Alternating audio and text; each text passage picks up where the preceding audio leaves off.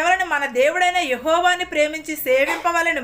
నిత్యం ఎలాగో? మన పూర్ణ హృదయంతో, మన పూర్ణ ఆత్మతో, పూర్ణ శక్తితో, పూర్ణ బలముతో దేవునిని ఆరాధించాలి, దేవునిని స్తుతించాలి. నిత్యము కూడా ఆయనను నిరంతరము కూడా మనల్ని కాచి కాపాడే దేవునికి మనం ఏమి చేయాలి? హృదయపూర్వకంగా కృతజ్ఞతాస్తుతులు చెల్లించుకోవాలి.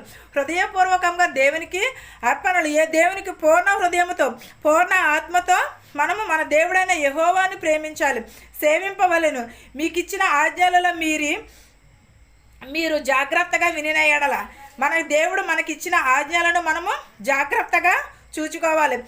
మనకు అలాంటి జాగ్రత్తగా ఉండిన ఎడల, జాగ్రత్తగా వినిన ఎడల మన దేశమునకు వర్షమును కురిపిస్తానని చెప్పుచున్నాడు.